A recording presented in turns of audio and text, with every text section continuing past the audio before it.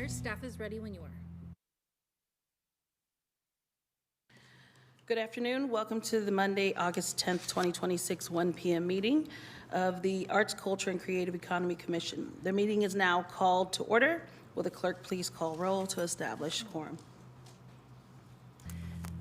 Thank you, Chair.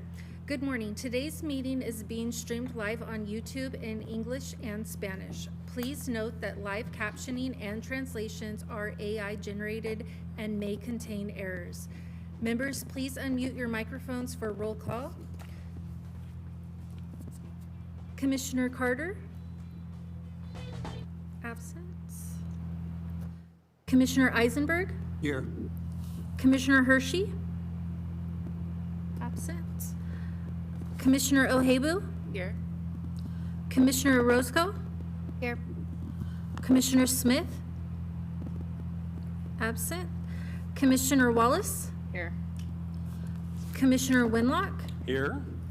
And Chair Lavulo. Here. Thank you. We have quorum. You. Before we begin, a brief reminder for members of the public in attendance. Speaker slips are to be submitted digitally. You can register to speak by scanning the QR code posted at the back of the chambers or through the kiosk. Submissions must be received prior to the item being called. Once the item is called, public comment will be closed. Each speaker will be allowed 2 minutes to speak. We will now proceed with today's agenda. Please rise if you're able for the opening acknowledgments in honor of Sacramento's indigenous people and tribal lands.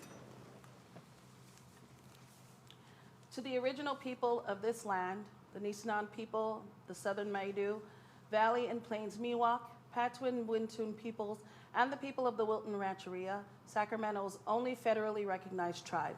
May we acknowledge and honor the Native people who came before us and still walk beside us today on these ancestral lands by choosing to gather together today in the active practice of acknowledgement and appreciation for Sacramento's indigenous people's history, contributions, and lives. Thank you.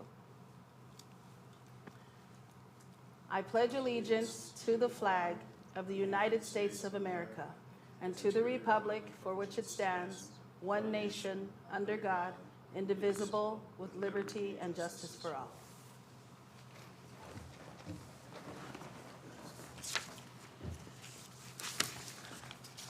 Thank you. Our next is approval for the consent calendar. Clerk, are there any members of the public who wish to speak on the consent calendar?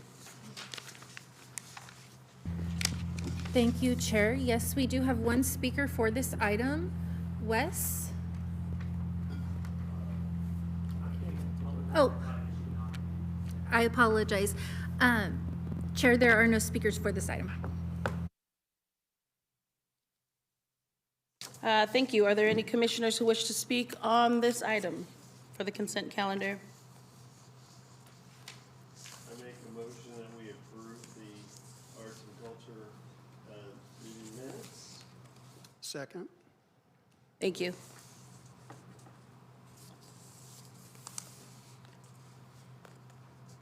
Yes, I would like to clarify, is that for the consent calendar as a whole, which includes the meeting minutes along with the follow-up log? Yes. Okay, thank you. And motion, okay.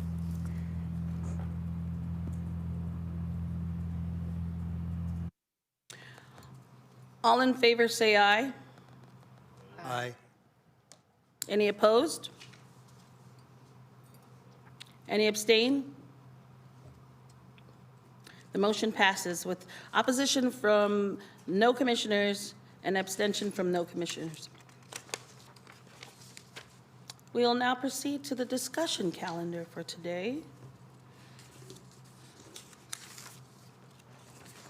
Our first item is receive and comment from Melissa Cerrone. Thank you.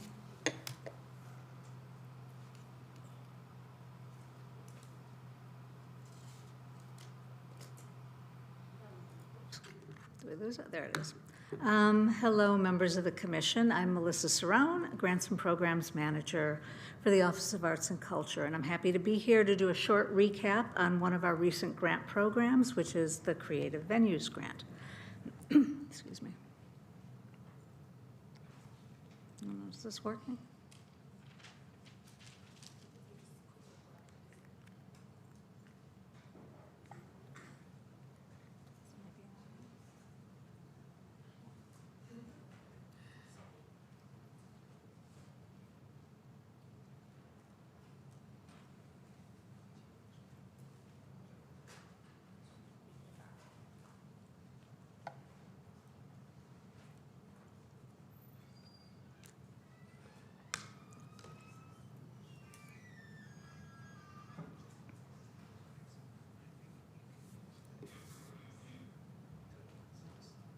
Any questions?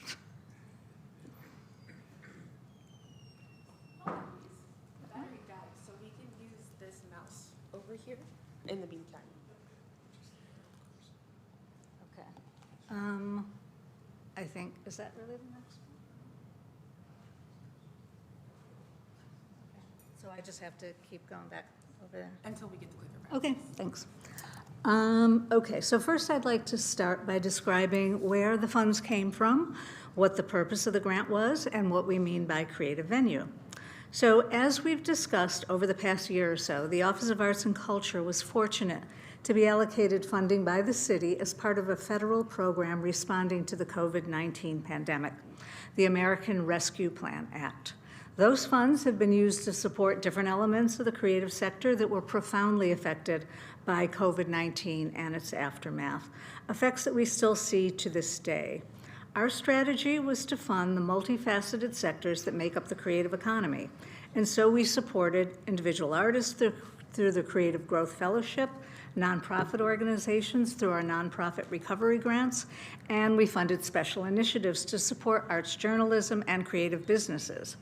And we specifically wanted funding to go to our city's creative venues. So why call out venues, you may ask? Research has shown that independent venues are vital to ensuring opportunities for Sacramento-based musicians, authors, and artists.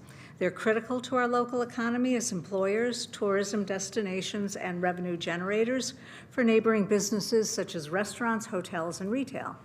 And they add vibrancy to our commercial corridors and entertainment districts. So our goal was to ensure that these important backbone organizations continued to survive at a time when they were still rebuilding their audiences post-pandemic, while facing increased rent, insurance, payroll, and other costs of doing business. So we designed the grant specifically to support 3 types of venues: music or performance venues, bookstores, and art galleries. And because we've already supported nonprofit venues through other programs, this would be a program for for-profit businesses only. So how did we define venues for our purposes? Once we determined the 3 types of venues, we wanted to ensure that their mission or purpose and their revenue was derived from live performance tickets, book sales, or art gallery sales. Their websites and social media accounts should all be consistent with these purposes. And when asked for documentation of business activities such as revenue and expense figures, they needed to show that their activities were directly related to their purpose. Although we know that venues exist in all sectors of our city, in our first round of funding, we followed the city's ARPA guidelines of serving the neighborhoods that were disproportionately hit by COVID and/or were historically underserved. So for that reason, we prioritized downtown and midtown Sacramento, as well as Del Paso-Marysville corridor and the Stockton Boulevard corridor, each of which were a focus of city's neighborhood action plans. And because qualifying venues were limited and we didn't spend all the money in the first round, we were able to open a second round in which we didn't place a neighborhood restriction, and you could be from all over the city. The only requirement was that you did need to be in the city of Sacramento. So we know that not all types of venues have the same expenses or overheads. So we had to make some tough decisions about how would we provide impact in each sector, as well as the general budget sizes of the organizations and the different types of venues.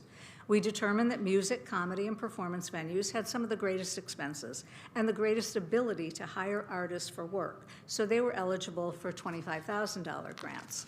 Bookstores and art galleries were eligible for $10,000 grants.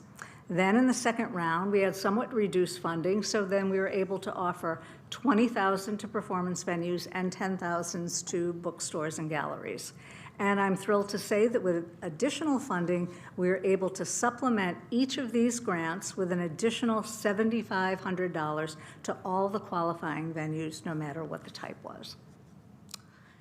So the biggest confusion is what qualifies as a venue, and we had to be really specific in that area. So I'm going to go quickly through the different categories so you see where we landed in our qualifications.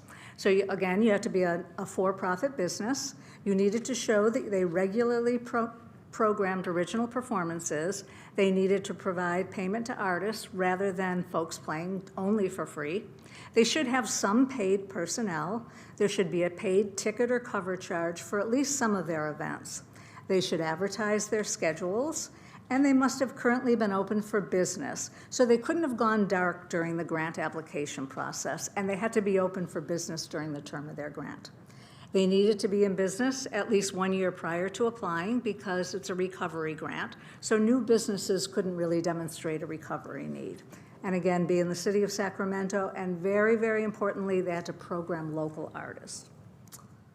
So an arts or craft gallery needs to conform to all the general qualifications I just listed, but specifically, they have to offer work for sale.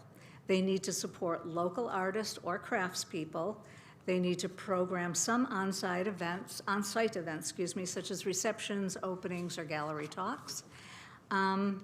And finally, bookstores were eligible only if they're bookstores that host events such as readings, performances, book signings, and again, they had to support local artists, authors, and/or independent presses. So, for example, an independent bookstore that only sells used books and doesn't support any events or local authors would not be qualified for this grant.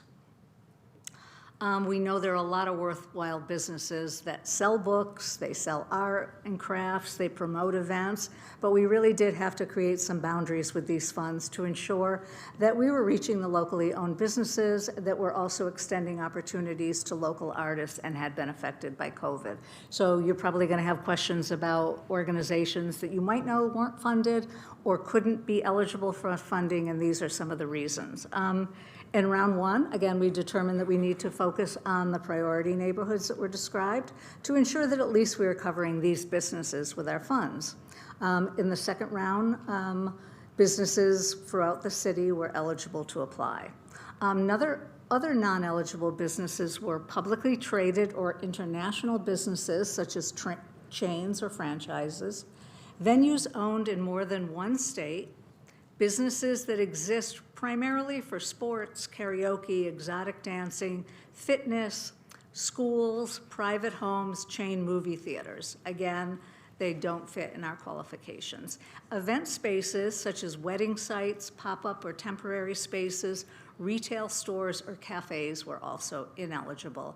Again, we know that art activities and sales do happen in those sites, but they were not the #1 priority for this grant. Again, limited funds and trying to reach as many people as we could.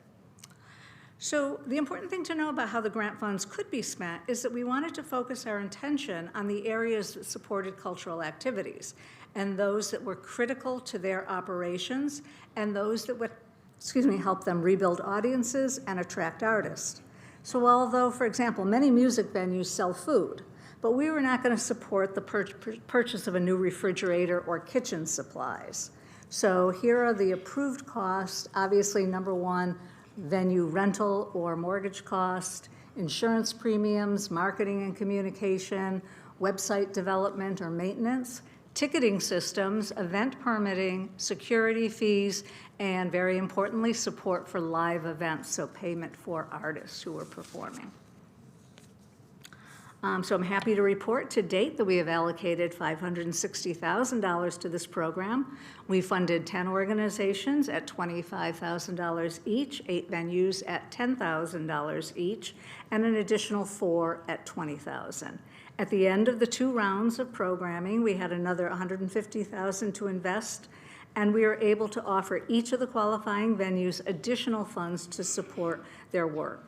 So out of 22 grantees, 20 were then able to apply for the additional funds, and each received an additional $7,500. So that was a pretty good amount of funds that we were able to give out. So here's the list of the 22 organizations who received funding from the Office of Arts and Culture. And as you can see, this is a really diverse group of galleries, bookstores, music, performance, comedy venues. Most are in the city core, with a few in the Del Paso neighborhood and one along the Stockton Boulevard corridor. So I would say it's sometimes easy to forget that the role that for-profit venues play in the life of our community. But if you look at this list of grantees, I'm sure that in the last year, every one of you has patronized at least one, if not several of them, and appreciated the work that you've experienced there. And even if you didn't patronize any of these venues, we know that life without them would have been a little duller, our streets a little bit less interesting. Because local musicians, comedians, authors, poets, sculptors, painters, and singers would have to be looking for alternative places to perform and meet other artists, and those places might not be in Sacramento. So finally, I wanted to share a few of the testimonials from the venues as they reported out. Thanks to the aid we received from the City of Sacramento to pay our rent, Cafe Colonial was able to host another 46 live events, many if not all of them including local artists. In that period, we sold 2,309 tickets. Another report out was our website is finished and it's spectacular, and I did check this website and it was. We're getting inquiries from artists and potential clients. And finally, to date, we've hosted 14 events attracting over 3,000 attendees.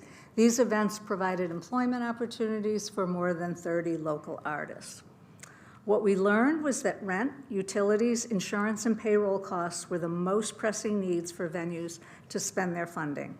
Since the pandemic, rents have risen, insurance costs have skyrocketed, and retention of staff has been critical but really challenging.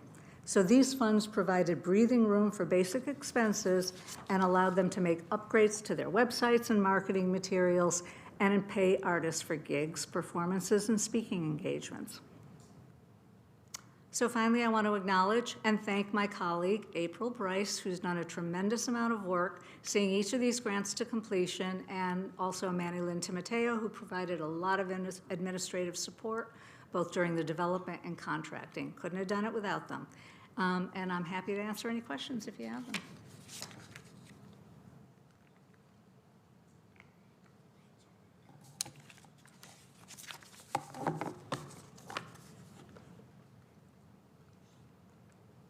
Thank you, Melissa.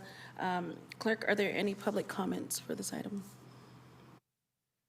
Thank you, Chair. Yes, we do have one speaker signed up for this item. Shira? Chair, I'm not seeing any movement. For meetings of the commissions, we do not have phone attendance. Thank you. We do have a couple of commissioners who have comments. Dr. Winlock? Yes. Melissa, this is fabulous. Just fabulous. As I'm thinking about, we're bringing together the commissioners to start to look at what are the things that have been accomplished in the Creative Edge plan. And one of the things that I noted was that what an example this is of how we are addressing goal number 4, which is really the issue about enabling Sacramento artists and creatives to thrive in their work and to provide creative leadership in the community. This is like right on, and I so much in how we're supporting our venues and helping our artists see they can be part of this creative economy. We just got to help them.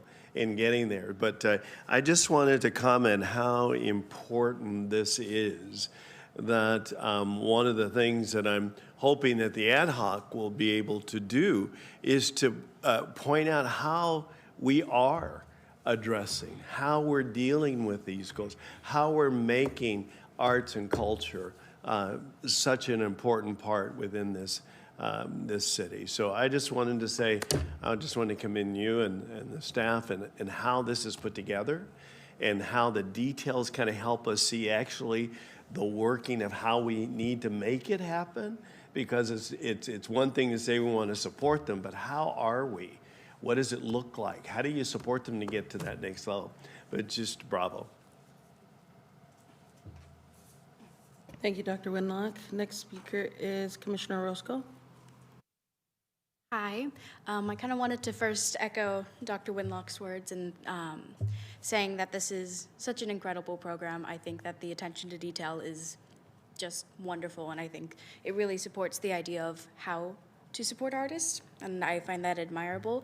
However, I did catch the, you were mentioning in the second round of funding, you only selected 20 out of the 22 previous.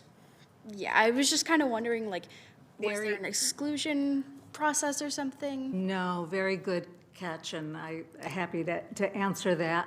One business after the first round, after that first period of funding, moved out of Sacramento. It was a business that was at Midtown, and they moved out. And then there was another organization that just didn't feel like they were able to apply. They all had the opportunity to apply for the extra funding, but two dropped out of that. So thank you for asking that. Thank you for clarifying.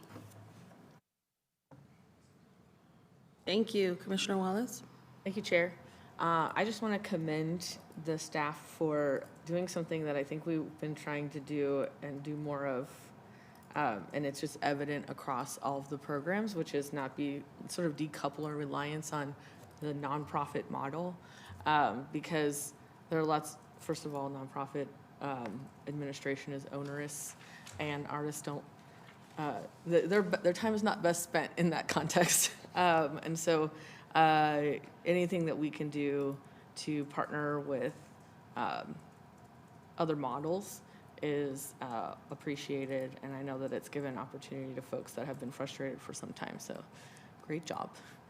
Thank you. I mean, it was my first opportunity to do a funding program that wasn't for either individual artists specifically or for nonprofit organizations, and I was surprised by how smooth the process was and how I thought there would be more difficulty in creating an application or creating that to get away from the disconnect of a for-profit business applying. But they were great. They handled it really well, and the reporting was good, so I feel really good about that. Thanks. Thank you. Dr. O'Hable? Thank you, Chair. I also want to commend you for you and your team for your great work on this. Just a quick question about the other applicants. Did you receive applicants from other areas outside of the areas that you that were required? To be honest, if we did, and they might have been just because it was difficult sort of to read or to understand the application process, they probably would have been eliminated during the, we always look, staff does a review for eligibility, and because, again, this money had to be spent in the city of Sacramento, and then in that first round, we did have to limit it to those areas because we didn't know how many requests we were going to get. So we wanted to make sure that we were covering the areas that the city had determined were most hard hit by COVID, particularly venues that were concentrated in that downtown area and the midtown area, which is where most of the applications came from. When we knew we had more money and there was a reasonable number, that's when we really broadened our marketing and really encouraged people who were outside of those core areas to apply for the funding. Not everybody did. I mean, we really did some really strong outreach, and not everybody, for whatever reason, who was eligible and was encouraged to apply, applied. So it's something to learn, and it's something to think about the next time we do it. But if you were eligible, and maybe some of the eligibility questions were, again, I'm a cafe who does art, sells art maybe on second Saturday, but we just were really a little bit more strict during this grant proposal because we wanted to be sure that we were hitting the folks that it was really intended for, the folks that were really paying artists to come and do their work, and the key was the most impact for the artist involved. So I think we got this. I mean, we'll see if we do something like this in the future, if we want to expand in any way. But I think most of the people, if you had met the eligibility requirements, did receive funding. No, look, the list looks like a great list that was selected, but I also feel like a lot of people might have been left out who would have been eligible for it, who are in the city of Sacramento, even though they might not have been within those areas. And like I noticed, certain neighborhoods were also excluded from that list, which is a bit concerning. And I feel like there might have been applicants who would have been who would have qualified for it. Yeah, in every single case, we need to always look at what our outreach was like. And you might be surprised that people that we reached out personally to and said, hey, this is an opportunity for you, maybe chose not to apply.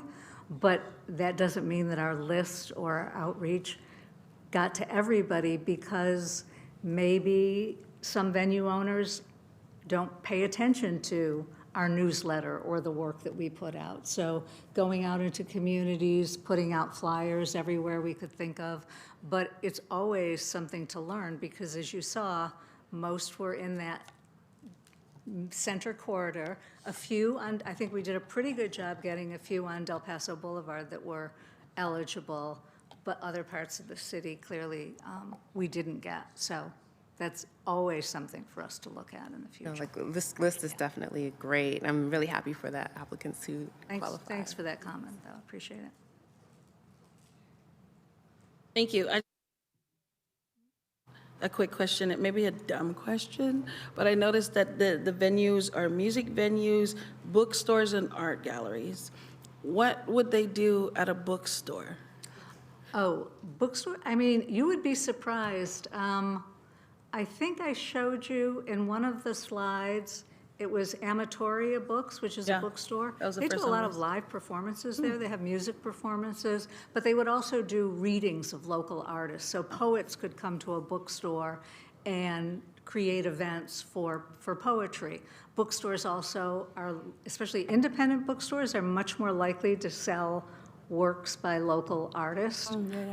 So our local authors, our local poets, their work would be, presented and sold at the bookstore. So really just trying to help that other part of the creative economy that sometimes we forget a little bit about, the literary arts and the poets and writers. And I think this was an opportunity. Again, there weren't that many of them, but I feel like the ones that took advantage of it, I could tell when I could see their activity starting to rise during this period. Yeah. And I think a lot of it was due to just having that, like I said, breathing room, that extra little bit of money to help them through so that they could pass that money along. Yeah, what dictated who got what of the grants? Who got the bigger grants compared to? Really, again, specifically in the first round, we knew that we wanted to make sure that performance venues, because, they tend to have a lot more overhead costs, and they're, again,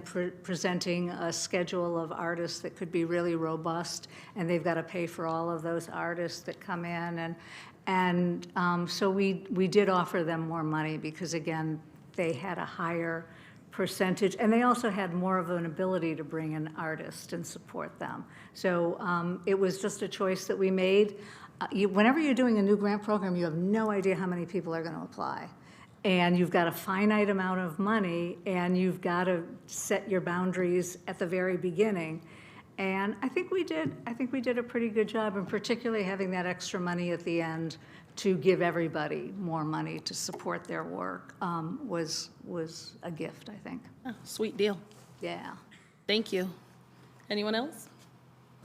Perfect. Thank you. Thanks so much. That is, item is receive and comment, so no vote is required. We'll move on to the next item, which is item number 4 on the agenda, ascension into permanent app collection, De Colores, Southside Park, with Donald Gensler.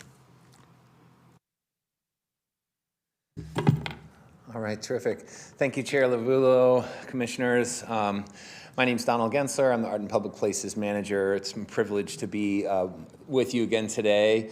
I have just one slide today, which is a little atypical for us, and not nearly as comprehensive as a presentation we just got from my colleague, Melissa.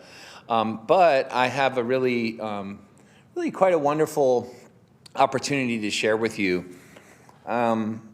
Which you may or may not be aware that the mural at Southside Park that you can see in the photograph there, which formerly was just kind of known as the Southside Park mural, but is now De Colores Southside Park, was never actually part of our Art and Public Places collection. It was done in 1977, which happened to be the same year that Art and Public Places formed here as a dual city and county agency. And so while the city did commission the mural, it was not formally part of our collection.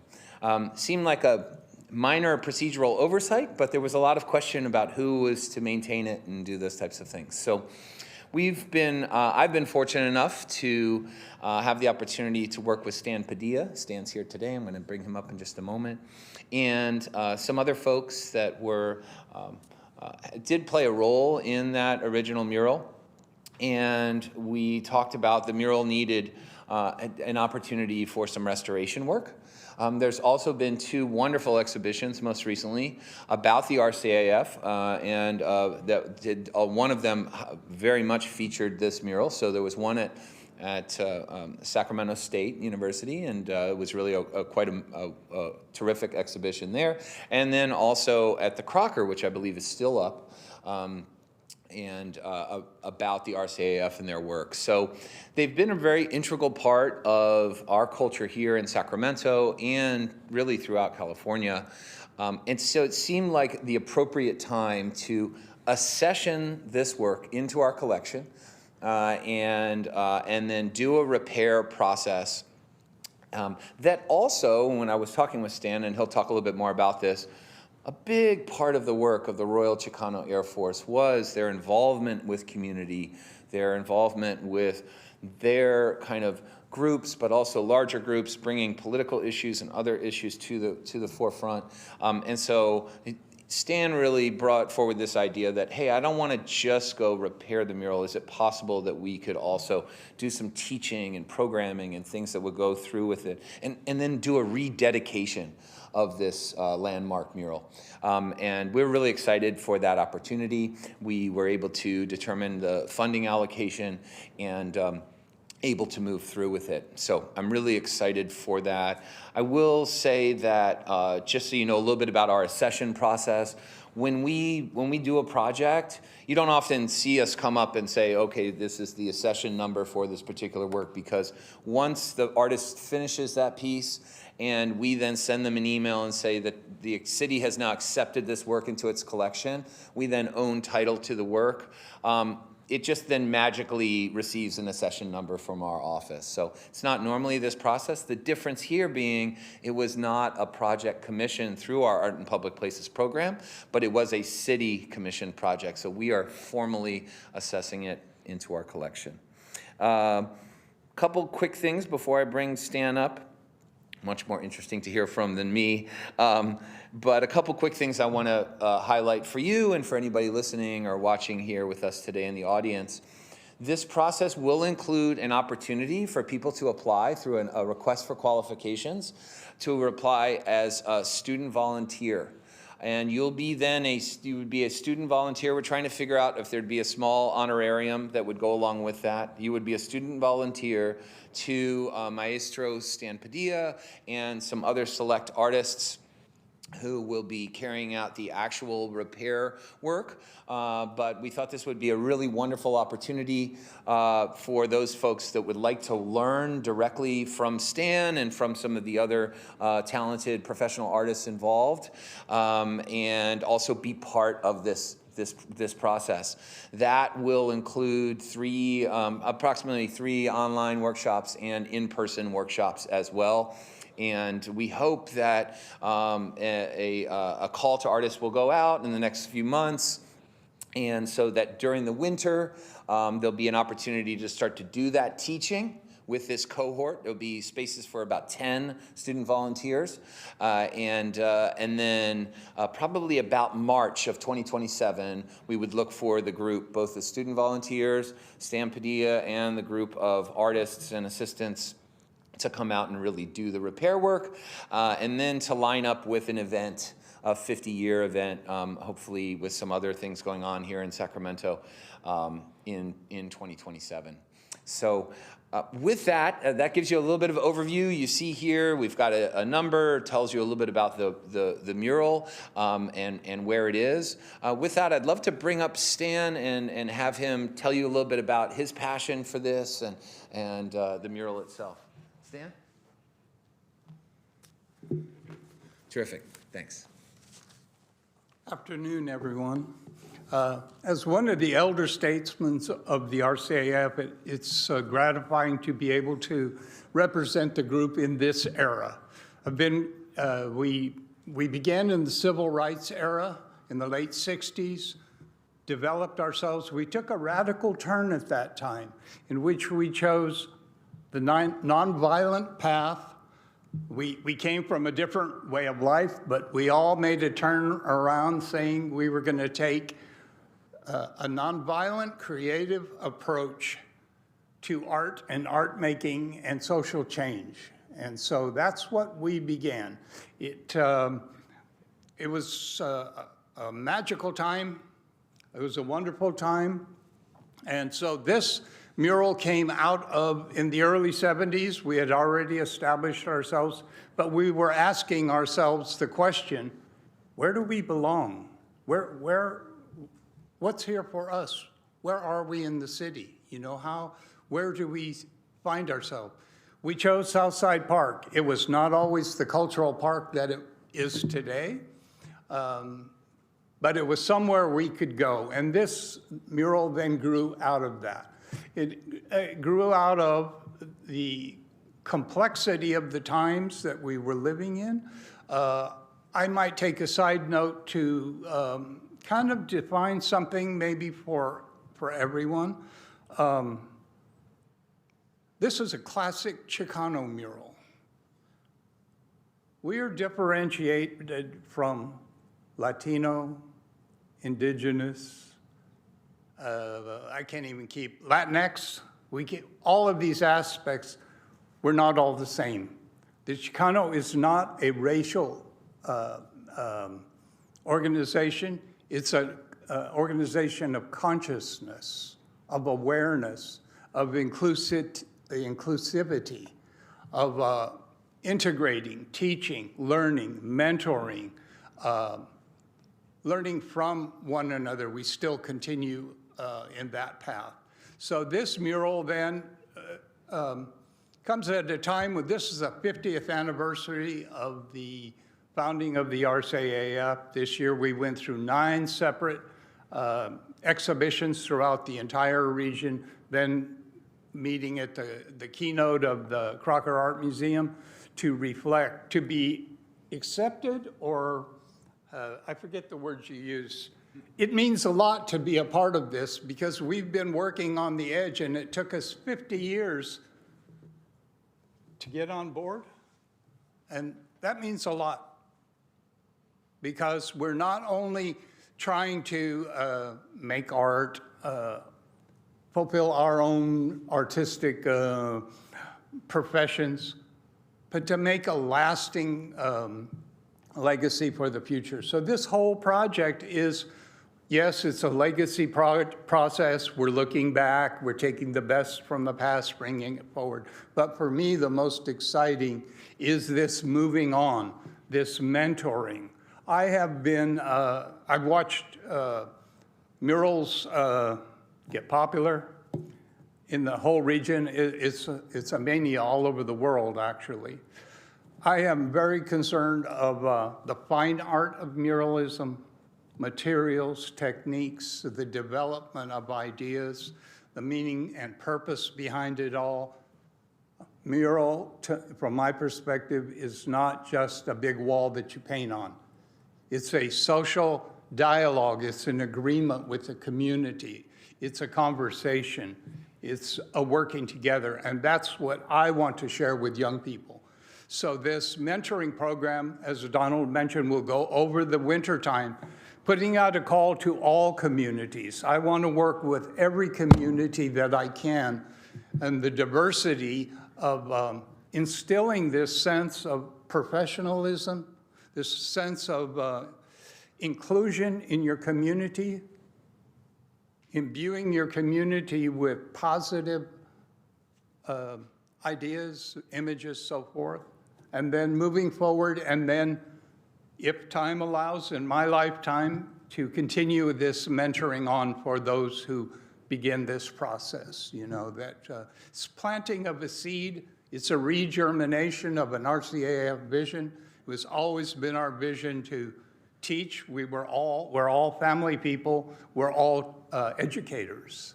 So, and then with that, the third kind of component is a celebration, reactivation, a re-energizing. We are known for an innovative pageantry.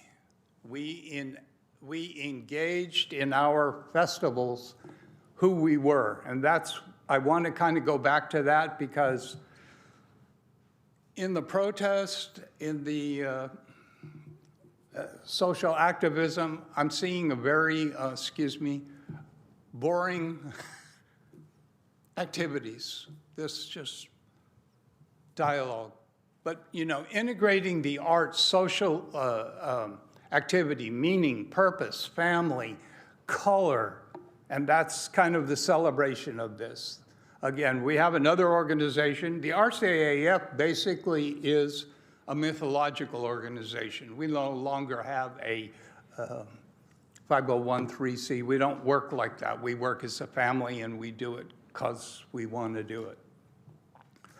But we also have a side 501(c)(3) now, in which we're active online and organizing.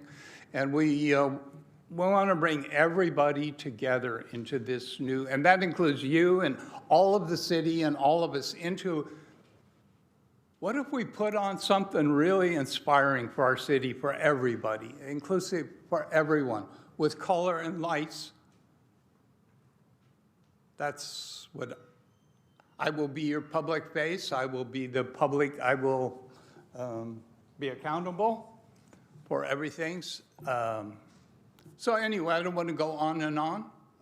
You see, I'm enthusiastic, you know, and very, I think we can do something here that's unprecedented, you know. It's like we say in our work, we're an ancient future.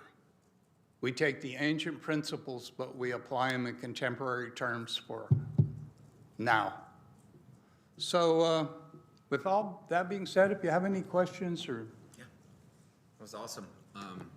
Yeah, any questions from the commissioners? Or tell me I'm crazy, or tell me, you know, I don't really care, because we're doing this, you know. I love your smiles. I love this. I love Sacramento and the region, you know. Thank you so much. Clerk, do we have any public comments?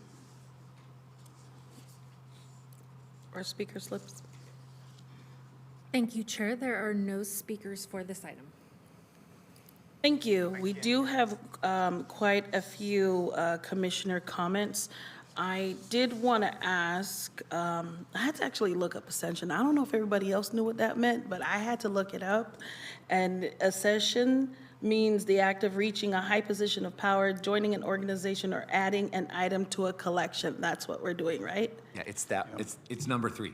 Okay, so I wanted to ask, why was Ascension important for this art piece? Is it because it offers protection to the art piece and Yeah, is so- now searchable for under the city art?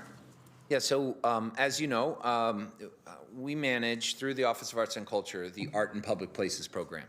That program has funds attached to it specifically for works that are part of that program, that are part of our permanent collection. This mural, although it was commissioned by the city, was never actually part of our permanent Art in Public Places collection. So by accession into our collection, it now is something that we can maintain through our program. We're ordering a plaque for it, which, I mean, can you believe was never done before? So I think it was always because it was just on that edge. Nobody quite knew who was supposed to take care of it. So we just finally said, let's stop. And then I've had the great opportunity to get to know Stan and work through this idea of how would we kind of, what he's talking about, kind of reimagine, re-excite, and rededicate, re-celebrate this event. But yeah, that the accession process is important in building our city collection, and so now this piece becomes part of our permanent collection in the city of Sacramento. And so just for me to like put two and two together, this is the difference between one of the other items where they had to take it upon themselves to keep. That's a little different. That is even still different, right? So the city may own some items that are not part of our permanent collection. Most of the work, like any work prior to 1977, would not be part of our collection. Right. What you're referring to is our temporary public art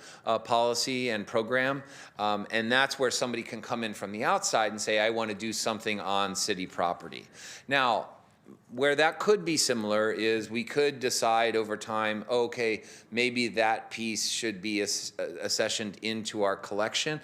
Generally not. The piece was not solicited. It didn't go through any process. It was literally somebody saying, I want to put this on city property. Their mural was commissioned through the city, so we felt it was just the appropriate next step. It's really somewhat of a procedural step, but it gives us the opportunity to celebrate it and to really do what probably should have been done some time ago. And it makes sense. It makes sense. All right, thank you. Commissioner Orozco. Hi. I wanted to start off by saying I am so grateful that you guys came in today and we got to hear from you. This mural specifically has meant so much to me. I have gone to church across the park and I see it all the time. I know that it means a lot to my sister who goes to school across the street. And I think that the amount of attention and care and growth that this mural is now providing is much deserved. And I had a quick question just about more of the technical aspects for the restoration artists and the student volunteers. Yeah. Do you have any guidelines on what is expected from these volunteers of like how professional they should be, or if they have a portfolio, what is like kind of that baseline? So, great question, and great to know that you are very familiar with the project. Of course, Stan is one of the original members that painted that, so it's really quite wonderful to have him so deeply involved with this. And for Our Lady of Guadalupe, which has been really an important church in a lot of ways in the work the RCAF was doing, the work that the United Farm Workers Movement was doing, so there's a lot there. Stan talked a little bit about that. As far as what we're referring to as student volunteers, we don't always, there's probably, I've never had that as a component of a project, but we had to make certain decisions with funding, and we thought this is a good opportunity for people that might like to learn from Stan and from some of the other professional artists that are involved. They need to be 18 years or older. And this will all be in the call to artists, right? So the requirements to be eligible would be in the call to artists, but they do need to be 18 years or older, and they should just show their experience, and there'll be an opportunity for a statement of interest. So they'll be able to show up to 10 images of their own work. We probably will do an information session for those folks that really are interested but just haven't applied for this type of thing before. So we'll treat it much like we do our normal request for qualifications. And we only have 10 spots, so it will be competitive, but I will encourage people to apply because you never know if you don't apply. And that's where we're kind of moving towards right now. And it'll all be very much written out in the request for qualifications. And we would also look to people like yourself, Commissioner, and the rest of the commissioners to help us when the time comes. I'll make an announcement about it to help us get the word out and help through your own networks to both explain the opportunity and also just to let people know that the opportunity's out there. And kind of off of that, where can we find that kind of call, you say? Right? So you'll always see all of our calls, this call and all the calls to artists that we do on our newsletter. And we really encourage folks, if you're not already, to sign up for our newsletter. You go to the Office of Arts and Culture website, homepage, and that's City of Sacramento, arts.cityofsacramento.gov. And then down at the bottom, I think it's Connect with Us, something like that. That can sign you up for the newsletter. Besides that, we'll try to do additional outreach to other folks, sending it out to groups that we think might have people that would be interested, or communities, different types of connections that we have. So if you're, and again, we do look towards people like yourselves, like commissioners, to help us generate those, get the word out. Thank you so much. Just wanted to say that that's my concern, the professionalism. I'm shocked, frankly, as an old OG, to see some of these murals. Anybody who can just win the competition, muscle their way onto a wall, bully their way something, splash it up. And without all the social concerns, the neighborhood, the relevance to the city, materials, techniques, the lasting beauty of it, so forth, So that's kind of what I want to give. This is actually an old system being mentorship. This is the old master apprenticeship, which is new to our culture, because in our culture, anybody who thinks they can do it, anybody who draws thinks they are an artist. Not everybody who grows a garden is a farmer. So I'm trying to cultivate a deep cultivation of professionalism, to work with professional artists and learn the skills side by side. That's how we learn. And so that's this is the most exciting part for me. Thank you. Dr. Winlock? I just have a question around the issue of the restoration. When this is done, will it look exactly like it is now? Or is it more like, is it refreshed? Will there be any changes to the actual mural that it is today? It's our intention to restore and renovate, not change, but to keep the integrity of the original artists, especially those. All involved will be directly people who have the children of those artists who were trained there, and that's what I'm doing now, is pulling that group together. So it will look essentially like this. We're going to use a glazing process, and I know it's a little bit technical. It's like colored photographs, where you color photographs or you enhance photographs with color, taking the original and just reviving it up. We have tools and materials now we didn't have at that time. And I hope that answers your question. It does. Yeah, we're not going to interpret. This is not a reenactment. This is a kind of envisioning and resetting. Yeah. Thank you. Commissioner Eisenberg? Yeah, this is just a question for Donald. Just some clarification of, you used the term student. Do you mean enrolled students, like in a program, or are you just using it more as they're going to be students? We're using it, thank you, Jeff. Yeah. That is an excellent question. We're using it as a term because it is not a paid commission position through the city. Like an You are a apprenticeship? student, Yeah, a okay. volunteer. Got it. With Stan and with the other kind of cohort of, experienced muralists.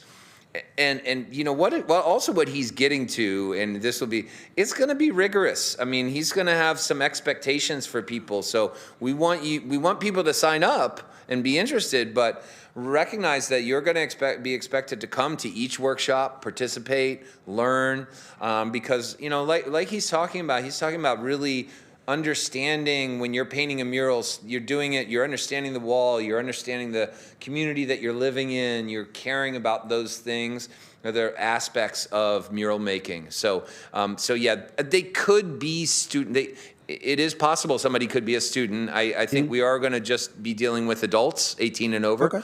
But they could be students, but they don't have to be, students. Yeah, okay. I think, As a being able to profession. just kind of clarify that in the RFQ and also really make that point that this is like real, honest, like opportunity for real training with people who really kind of helped create the mural movement that we see today. Exactly. No, So this is a unique chance for real mentorship. So, that way we can really get the right people. Yeah, that is it exactly. And I think that the idea was that if we're trying to figure out, we'll do some type of honorarium to say, if you really get through the whole course, then you get, some small amount of recognition for participating and probably a certificate to say that you worked with the RCAF and with Stan through this process. So we think that's really important. I also think it's a really nice kickoff for us. We're going to be starting Community Murals Sacramento 2.0 in 2027. So this is happening at a similar time.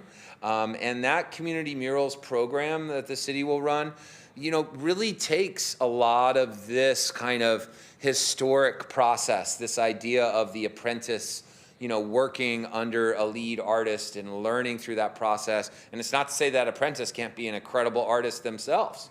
They probably need to be. Quite frankly, because this is serious stuff. And but they get to learn and they get to, in that case, collaborate with the community. So I'm excited for all this to kind of be happening at similar time, and then also, quite frankly, just to also be able to get to learn from Stan Padilla through this whole process and through the folks involved. So Yeah, I think it's terrific. Thank you. Thank you. Jason? If I'm the last person to comment, I just wanted to address Stan and just acknowledge your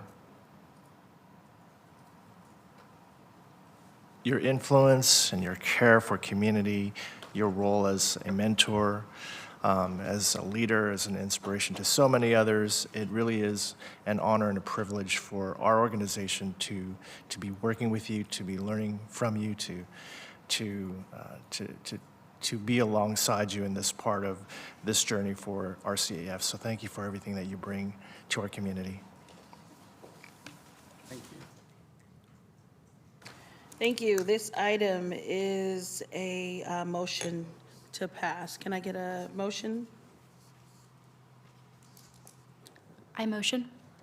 Thank you. And a second? Second. Thank you.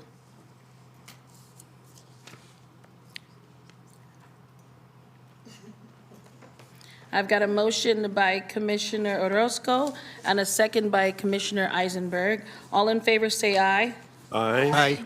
Any opposed? Any abstain? The motion passes with opposition from 0 commissioners, abstention from 0 commissioners. Thank you. thank you all. Thank you. Thank you. Our next item on the agenda is item number 5, which is a receive and comment Race Equity Ad Hoc Committee, session 1 of 6 by Dr. Stephen Winlock. Jason, did you want to say anything before we get started? Sure, I can tee this up, and I also just wanted to clarify that we're aiming for 5 or 6 sessions that would be dependent on whether or not there is an actual commission meeting for December, but we're looking at 5 or 6 sessions. This conversation follows up from the interest of this body to reassess your relationship to the race and cultural equity statement that was approved by the former SMAC as well as this body. And over a series of commission meetings, you had all decided that it was important to take another look at not just the language, but the intent and the progress against the Creative Edge plan. And so if you were with us 2 months back, we had a recess, but in 2 months prior, a number of you had indicated that you would like to serve on an ad hoc committee. There were a number of you who committed to serving on this ad hoc committee, and this is a return to that discussion and an opportunity for Dr. Stephen Winlock, who has indicated he would like to help lead that effort to reframe or to frame this discussion, and that's what you are all here today. That's what this item is about. Thank you, Jason. I wanted to start with two technical areas to first of all, I wanted to make sure that, Ryan, can we do these through Zoom? We're okay to? The ad hoc can meet however they want, whenever they want. Great, thank you. The other thing that I wanted to look at was questioning that we would do either a Tuesday or a Thursday at 3 o'clock is kind of the plan that I'd like to work out with Jason as far as the calendar. And I would say that the Zoom meetings would be no more than an hour, just for us to meet from that 3 to 4. Is that agreeable? Does that make sense? Great. All right, thanks. So we will be setting that up. As Jason mentioned, I'd like to start with our other sessions that we would begin in September. So we'll take a look at the Tuesdays and Thursdays and send out to you all the ad hoc committee, making sure that this works with that. So what I wanted to do on this first session is for us to really be clear about what the focus of this work is and how I'm proposing that we would look at it, and then also look at from the commissioners or any other things that we should be looking as we're considering this work. So the purpose is what really Jason has really spoke about, the issue about looking at our equity statement and how are we doing in relationship to the implementation of that statement, or or you can look at it from the idea that the statement kind of guides the work that has been ongoing. And what we'd like to be able to do during these meetings is to kind of get some understanding about what are examples of things that we've been in, what are things that have really kind of looked at it. As Jason mentioned, the issue about the Creative Edge plan, you know, it was first in kind of moving through is that we had the equity statement created first, is if you wanted to look at the timeline.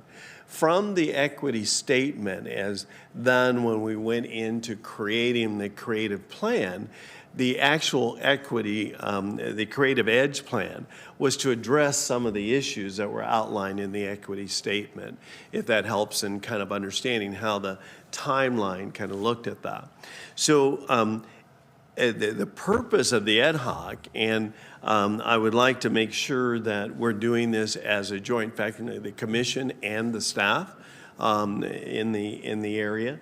You know, one thing that I wanted to make sure that we bring up, this is not an opportunity for us to say this has got you, or this isn't, we haven't done enough work in this area, or this is the areas that you didn't do well in this. This is not the purpose of this.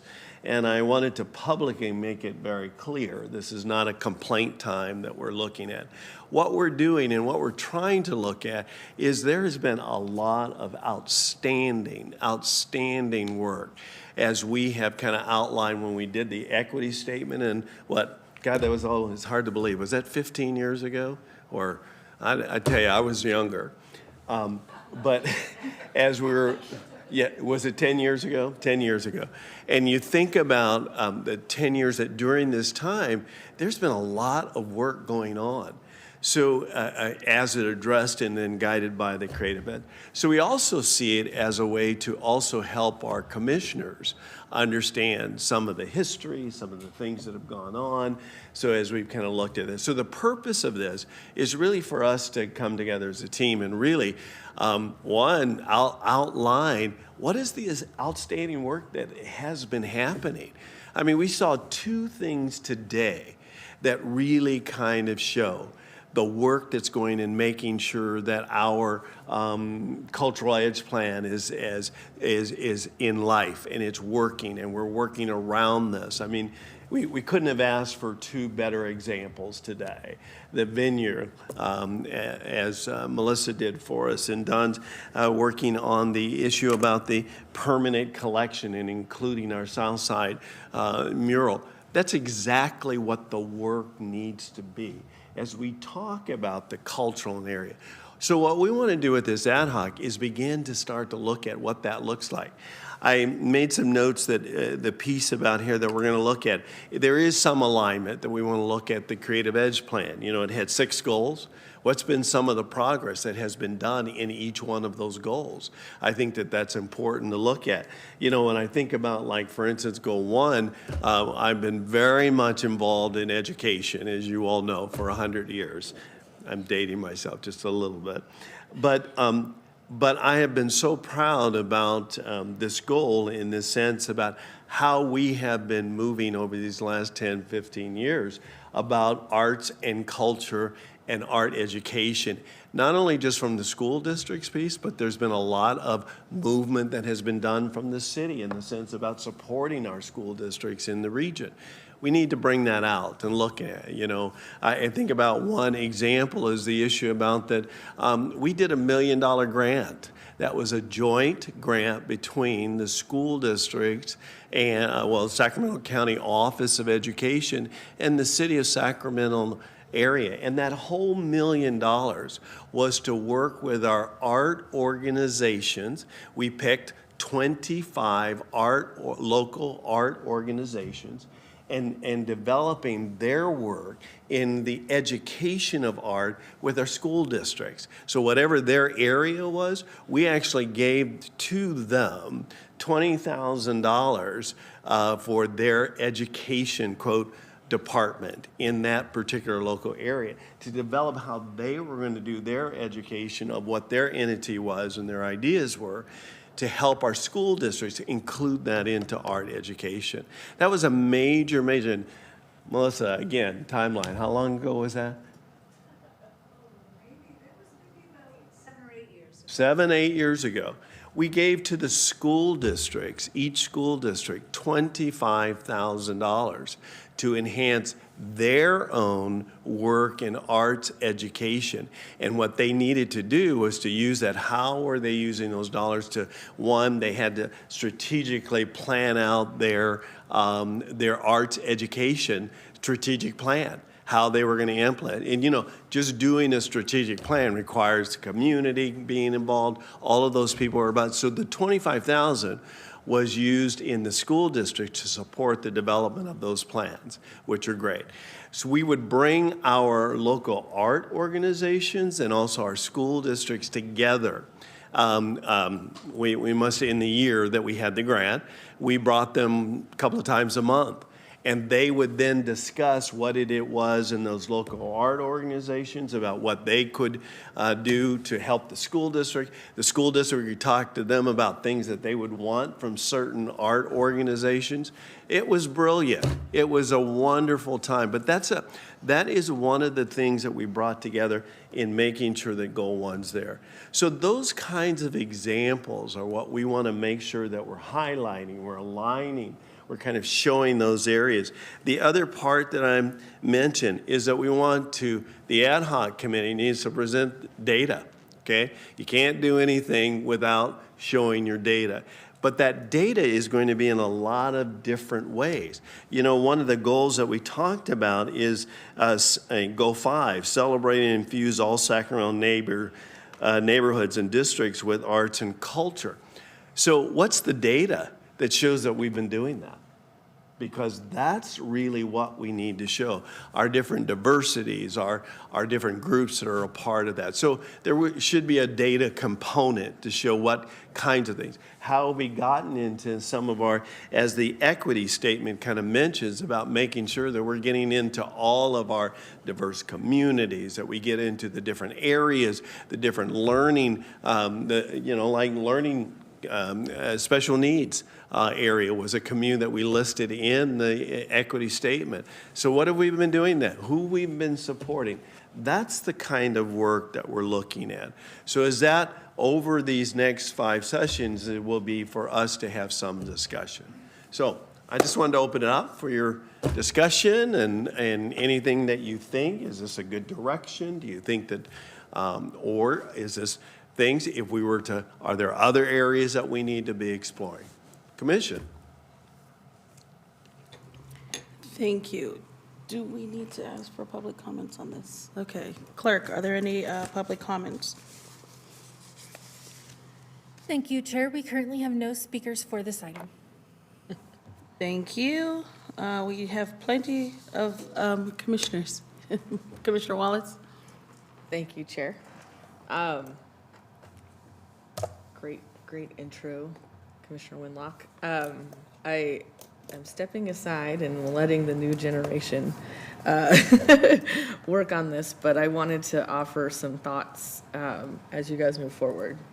So 10 years ago, Sacramento wasn't really having a constant public dialogue about racial equity, cultural equity, and I'm really proud of the work that this group did in order to bring that into the conversation and to demonstrate what it meant sort of visually in the community, right? So we could talk about what we mean by it in terms of public policy, but in terms of like belonging and feeling like you're included in this community, public art is kind of like the obvious avenue to approach that dialogue with.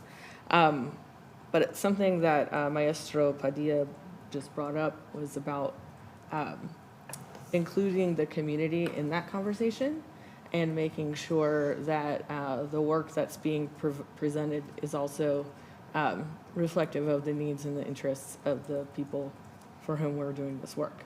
And so just a couple of things about that. I've been thinking about some of the controversies that we've had around murals in Sacramento over the last decade or so.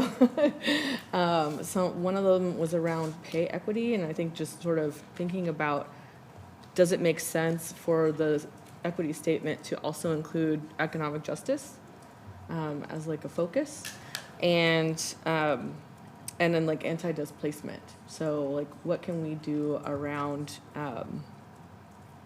trying to make sure that artists are empowered to capture the value that they are creating for the community. And these are like higher level dialogue. Like I think the way I would characterize this is like tweaking versus transformation.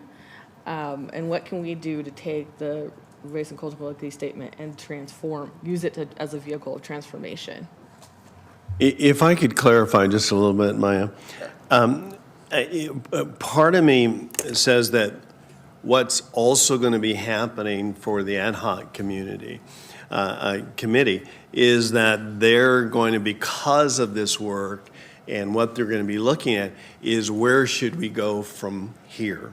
Yeah. And what kinds of things that we should bring open, and where now that we have all of this, and let's do some assessment. I would see that in some ways that could we make that after we've kind of like presented, these are all the great things. Yeah, I'm not saying do it right now this No, second. may I finish? What I'm just saying is that in our process of looking at this, I think that would be an excellent way for us to kind of open it up to the community, to our other commissioners, in a sense about, let's have a discussion as one of the final thing about where do we go from here, because we know what that. Does that make sense? Could we, Well, I'm hopeful that this is the beginning of revising the statement. So as you do this work, I'm hopeful that this will emerge as like a body of work that the commission and the staff could take on for the next decade, right? Yeah. Yeah. Thank you. Commissioner Smith, next. I want to make a statement about how excited I am to kind of look and assess what has already happened, but then moving forward at what is currently going on and how we can implement it into as the ad hoc, implement it into, because I think what the month off, being able to look and see what currently what the current is, and when it comes to art and culture in Sacramento, but then also in other places as well. So I'm looking to see how we can add almost like what is the new plan going forward that we can pull from other places as well as reference points. So I'm really excited for that. I just want to make a statement about that. Thank you. I have a couple questions. I really, you brought up the grant, the $1 million grant, and I thought that that was a really good program. I also sit on a couple of the boards for my school, for my children's schools, and they have no idea how to use those funds. And they always get stalled on when it comes time to use it. So how great are the grants for the schools when they're not really using them because they have like 20 different channels to go through before they actually get to use it? And is that something that, because as you were talking, I was like, is all of this really because of us, because we can really push it forward to actually have them use it on the ground level versus us talking about really great things that are happening up on the higher level? But when it comes time for us as parents to say like, oh, so where are these monies going that you guys have gotten from these grants? And they're like, well, we haven't yet been able to use it quite yet. It's hard to feel the great grant that's happening when on the ground level as a parent, I'm like, oh, well, we still need to learn where it's coming and how my kids that are in these schools are feeling. Well, I always think that the implementation of anything is ongoing. So it's not something that we need to kind of say that we wouldn't deal with. On the $1 million grant, that was really just a planning grant for at the district level and also at the other, not at the school level. So in that particular grant. But their schools, as you know, are receiving lots more because of Prop 28.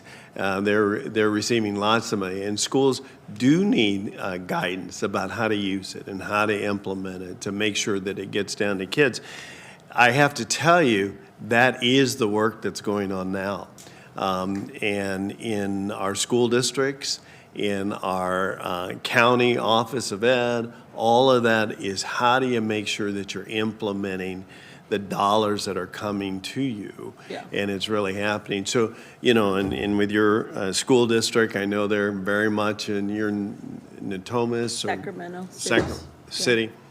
And so many of them are looking at who they're hiring, all that kind of stuff, but that's ongoing. Yeah. And if they're, what I would say that from the ad hoc committee, it's kind of like, we do need to kind of come up with some kind of, especially in Goal 1 or in all of the goals, what's the status, which is what I'm kind of looking at. And then it will help us guide the issue about where do we need to now start focusing our work, and whether it be around this or whether it be around this. It looks at as Maya was mentioning about, you know, is there a need to do a new equity statement, and because we're not addressing all the things that are happening today. Hopefully that's what we're going to kind of be able to come from understanding where we are, and what will allow us to do through that. So I do see that we'll work on those. Because I always feel just on me coming from a high school education and who has 5 kids that live in the community, when we talk about these things up here, it often stays up here. And I want to feel like us sitting as commissioners are actually having an impact on those of us who are on the ground level. So when we talk about ad hoc, I always say, like, we always talk about talking, but where are we going to actually implement what we're actually talking about so that it can be felt? So I like the data portion, because then numbers don't lie. And if the numbers are not showing, then obviously something's going. But us as commissioners, does that really create change?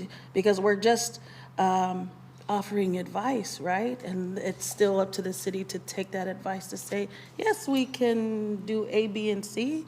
Is it worth spending the extra time for ad hoc if it's just all just advisory? Well, I think this is also an excellent opportunity for us to educate ourselves about what has been happening, that has been getting done. Again, I've got goal 1 in my mind because we slept with it all the time. But the issue about the city was very much involved in the Any Given Child program, okay, that brought artwork and brought performers and brought teachers to the school site. And I'm not sure that our commissioners understand the Any Given Child program, because that truly was one that really addressed this goal, arts and education. Well, that was a partnership between the city and also the school districts. And so we were it started, actually, Any Given Child started with Kevin Johnson when he was mayor. And so I helped serve on that at that time. But those are examples of how we're addressing those goals. And it also will give us knowledge about where do we go from here in order to look in light of that, if that makes sense, Yeah. Madam Chair. Yeah. Thank you. Anyone else?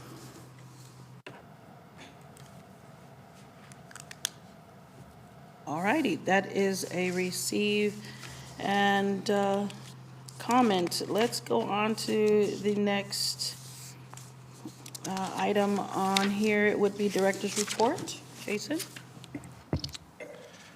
Great, thank you, Chair Lavulo. First off, welcome back again, everyone. I wanted to first uplift a new tool, a new public comment portal that the city has put together. Folks who are interested in finding out information about our meetings and opportunities to provide public comment can visit publiccomment.cityofsacramento.gov. And you'll find information on upcoming meetings. For example, today, if you click on it right now, go onto that website right now in this portal, you can scroll to the right, and in the Files tab, you can find the agenda. You can also log your public comments. And so for folks listening in the audience, not able to make it here, this is an additional opportunity to share your thoughts with this body.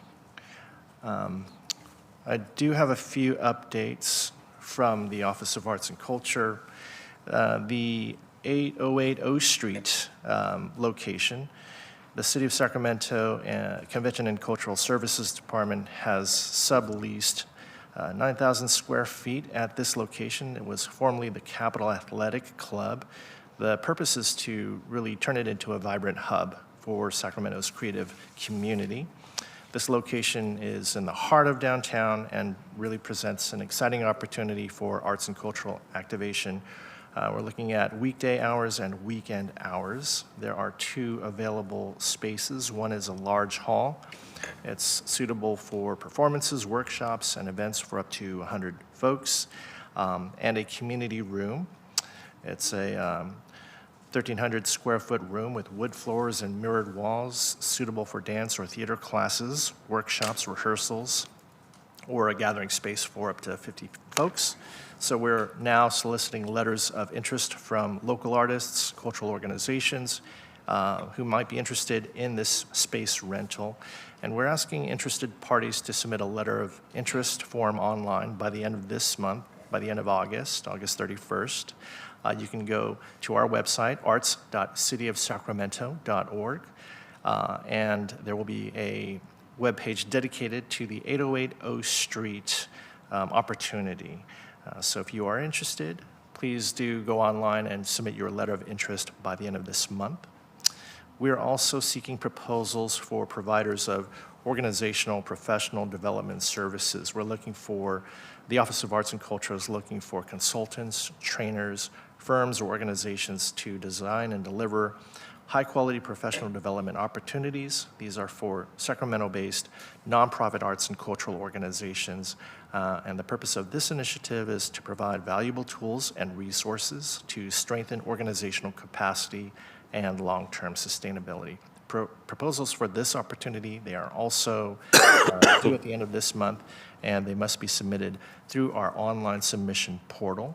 If you do receive our newsletter, you would have found a link in there, but you can also go to saccityarts.submittable.com, saccityarts.submittable.com. This is our familiar portal for those who have applied to other opportunities in the past.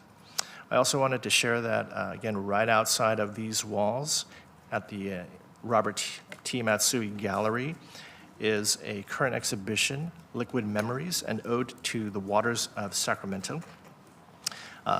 The gallery hours are Monday through Friday from 8:30 a.m. to 4:30 p.m. This gallery is wheelchair accessible. Liquid Memories involves a number of local artists, and it features our emerging curator fellow, Lorena Rodriguez, who is under the mentorship of local artist and curator Giselle Munoz. So I invite folks to take some time and look at these amazing artworks from local residents. Let's see, as a reminder, we have 6 commissioner seat openings. These are for District 6 and 7. And folks can find out more information about this, again, on our website, arts.cityofsacramento.org, under the About section, and look for the Sacramento Arts, Culture, and Creative Economy Commission. And that wraps up my updates for you all. Thank you. Thank you. You said there's 6 seats open? Sorry, 2, District 6 and District 7. Thank you. Thanks, Jason. We are going to move to our next item, which is member comments, ideas, questions, and meeting conference report. Are there any commissioners? Yes, there are. Thank you. I wanted to first let you know that I have passed the Crocker docent training. I now am a certified Crocker docent, and my team focuses on our school district. So I will be leading on the first and the third Thursdays of each month from 10 to 12. We'll be leading our schools in the Understanding the Crocker Art Gallery. And I just did my first one, and actually it was in June. And it was with one of the schools that I helped build in Elk Grove Unified School District. So it was kind of a real full circle in a lot of ways. The kids call me Dr. Steve. I also would like to let you know that Mrs. Jackie White has been appointed the county superintendent for starting in September 1. She's following, as you know, Mr. Dave Gordon, who's been a great. But the reason why I point out that Mrs. White is now our county superintendent, Mrs. White has been very much involved in art education, the arts and culture in this city, and in so many ways. In fact, she was the first kind of coordinator for the Any Given Child program that happened with Kevin Johnson. But I just wanted to acknowledge, I'm so excited about her leadership. And I know that that leadership will be involved with what happens for the arts for our kids, but not only just the arts for our kids. The focus will continue to look at the arts that are in this city and culture.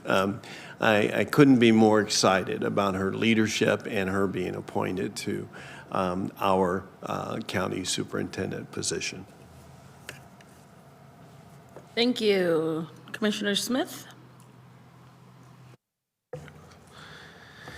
So I wanted to make sure I state this. For the last month, I was afforded the opportunity to go to the continent of Africa, but specifically go to the country of Rwanda, Kigali, Rwanda. And so I wanted to bring this back to this commissions about I got a amazing opportunity to fellowship with local artists and content developers in Rwanda, in Kigali. And one of the things, you know, when I travel, I like to always have that commissioner hat on because I love what we do here. And so we were fellowshipping and sharing a bunch of ideas and things that we talk about here on this diaspora, not just with things in the community, but also things that we talk about, like the ad hoc with what we're working on. And I wanted to give a special just thank you and shout out to them. I know that we're streaming, and I know that they're watching. That they gave so much, and I can't wait to share with the ad hoc as well as with this diaspora the things that I learned from them. Their art, I'll tell you, I saw art that was 50,000 years old. I heard spoken word that was 85,000 years old. Like, that supersedes the pyramids, right? And so, and it was just such an amazing experience. But I wanted to give acknowledgement to that from this commission to them, that they poured in to me, which I'm representative of this commissions, and I'm thankful for the opportunity to talk with them. And I'm excited to share what I've learned from them, from talking to those artists, talking to those poets. I didn't know what they were saying, but I know that they said it was the language of kings and queens. So it was just such an amazing experience, and I want to make sure I make this statement in this council room about the wonderful experience I had in Kigali, Rwanda. Rwanda, I'm sorry, it's Kigali, Rwanda. We don't say Rwanda, it's Rwanda. Thank you, Commissioner Smith. Anyone else? All right. Clerk, are there any public comments not on the agenda? Thank you, Chair. Yes, we do have one speaker for this item, Wes.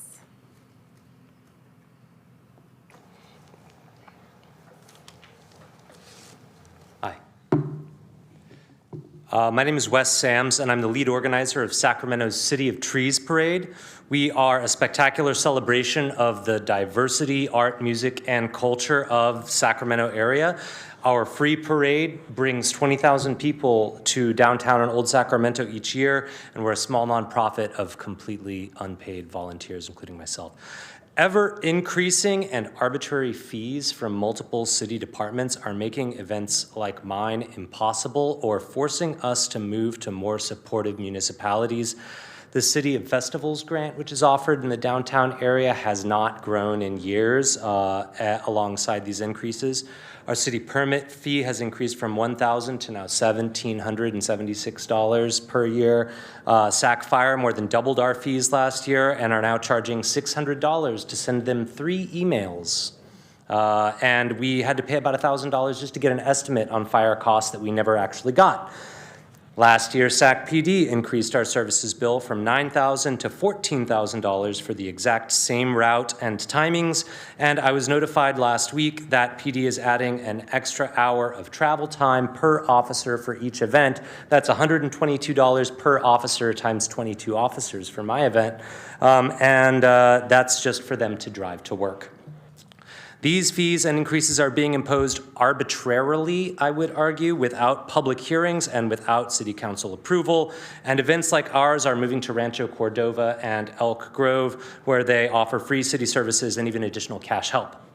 Sacramento needs to roll back these egregious increases, reduce the services those departments require of us, restrain the departments from arbitrarily imposing new fees, and greatly increase public funding for events that support the local economy and culture. I ask you, do you want to be the City of Festivals? Do we want to bring people downtown? How embarrassing would it be to have the City of Trees parade in Rancho Cordova? Thank you for your comments. Chair, there are no other speakers for this item. Thank you so much.